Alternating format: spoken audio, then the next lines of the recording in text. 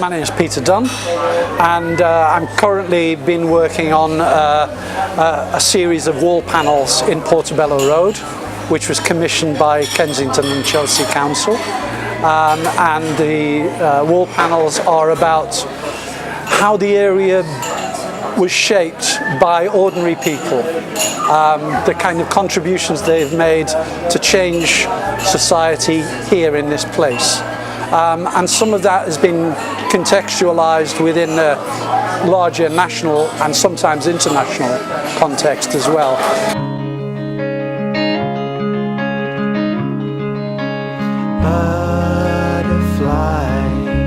And this guy in the front was a local baker, and he used to bake the cakes for all the children's parties around the area. And so I collected all of this stuff from local history archives. And this one is called Trading Streets. So this is all about the market. On the left-hand side here is the market back in the 50s and early 60s. So these are some of the characters that local people remember from that time. These are photographs which I took of what it's like today. This is called Grey Day, No Way. It's about an elders group. And this is an elders group that I work with. I still work with them, in fact. That's where I've just been. And these are elders group who are painters, amateur painters. And the lady in the front here she started Open Age, which is this organisation that runs lots of classes, not just for art, but all kinds of different things. She started it, and it's grown massively as a result of her work. And that's children from the school. They did pictures of some local people who were important, because we did a project which was around the history of the area and about carnival and so on. And so they did some portraits, but they also did some self-portraits, because it's called the Future Passage. So it's all about they are the future. And as you can see, they are from many parts of the world. This one's called In My Shoes Walk. So this is about all the people who've appeared in the other pictures are here, together with all the different immigrants that have created this area. Not only this area, but this island, in fact. The sky became a road.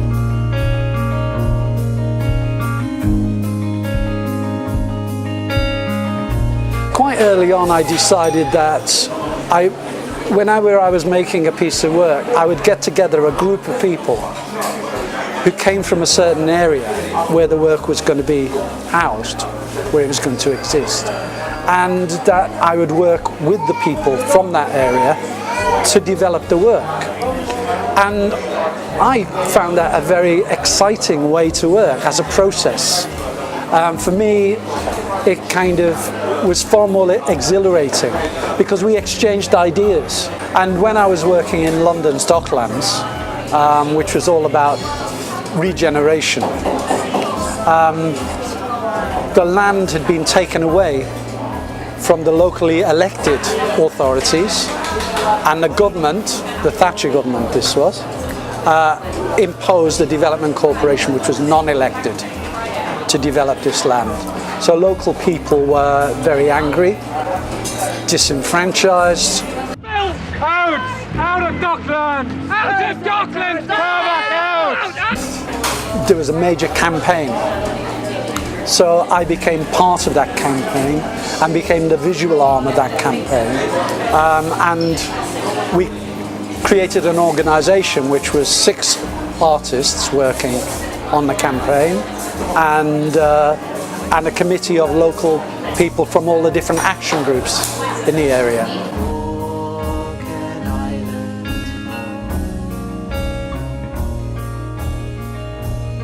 The Thatcher government, after it was elected, decided that it wanted to change the nature of British society, and they wanted to make Britain globalisation ready. Mr. Reichman, ladies and gentlemen, when I learned about this project, it seemed to me one of the most exciting that we had ever known. A number of different levels on which they wanted to make that happen. One is they wanted to expand the City of London, which is the financial centre, which is what they call the Big Bang.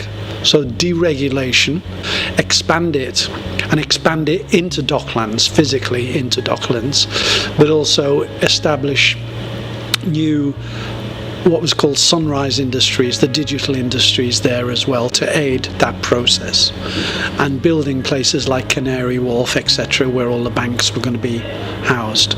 And so that was one level of it. The other level of it was to a social experiment in terms of creating an enterprise zone where they could establish a place where industry would have special conditions where it could operate without restrictions. Well, we know now what the results of deregulation of the stock market and deregulation of the financial system has led to. The crash was all because it was unregulated, and people at the time were saying that that would be the case. They chose Docklands because it was an area where the docks had been. So there was a lot of land which was owned by the local authorities. And your love is a golden thing that you bring unto my door.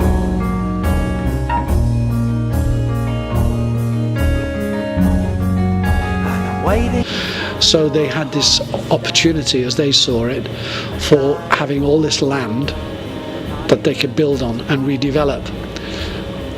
Unfortunately, in the middle of all this land were very poor but very active communities, because those communities had been the dockers.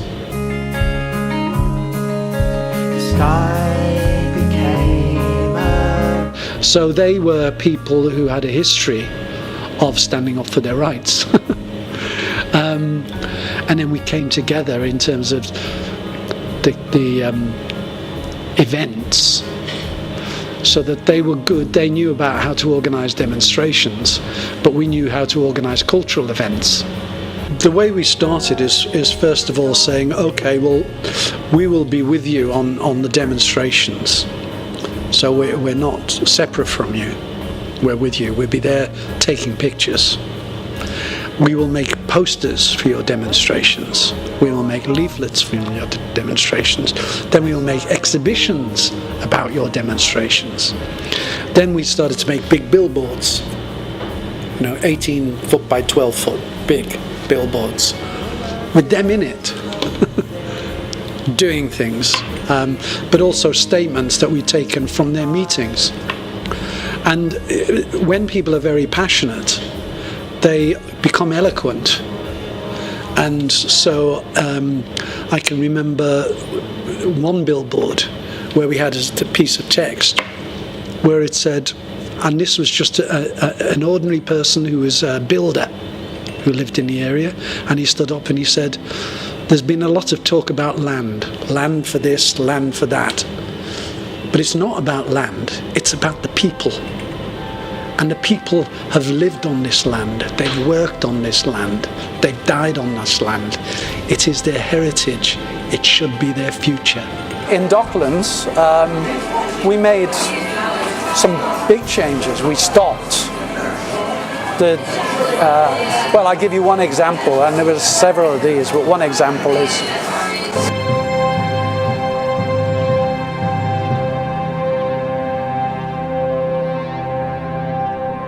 through the campaigning, they got a third of the site for low-cost rental housing, so the local people could be housed. Not as many as they would have got, but the developers were going to have it all to begin with. The developers ended up with 1/3 for luxury housing.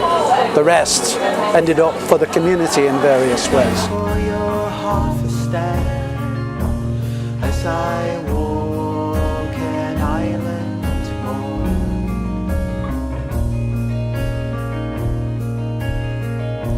Standing with your eyes closed,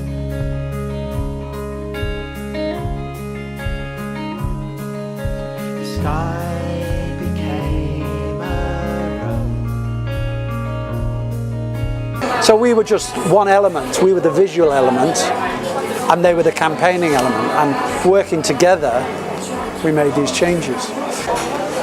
People who were part of the community worked on the river in boats, in tugs, lightermen, things like that.